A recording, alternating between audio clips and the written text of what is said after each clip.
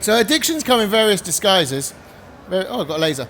And first of all, what I really want to differentiate is the difference. Am I standing in front? Is the difference between an addiction and someone with addictive disease.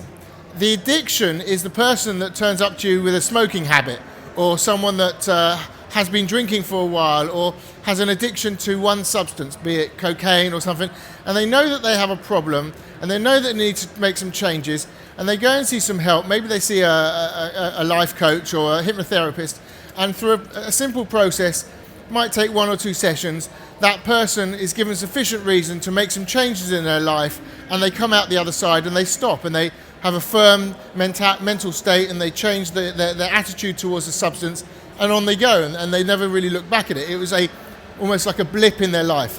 Whereas addictive disease is it's considerably more different and intensely more difficult to work with.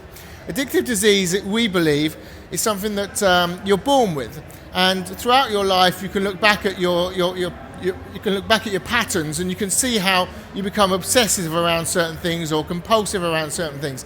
So, for instance, in my life, I identify my addictive disease with how I was a bully at school. I would pick on people, on other children, as a way of changing the way that I felt about myself. So while I was bullying someone else, I was feeling better about myself.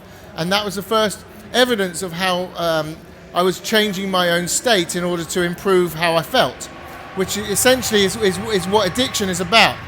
Bloody hell, it's noisy. Addiction is about changing how I feel in order to get a different reaction from myself. And I just become entrapped with that. It's the reason why people use drugs, is because they make us feel so good. You know, we can hear all these bad stories about heroin, but the reality is that heroin makes me feel good, so I keep on doing it.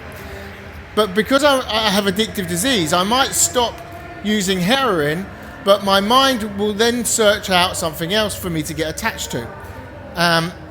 So that I'll move across into other drugs, or I'm quite happy to go from heroin into methadone, or methadone into Subutex, or I'm quite happy to substitute beer for wine, or wine for spirits, or whatever it is. So there's a big difference in the genetic makeup of addiction, and probably more importantly is how we're going to treat the difference.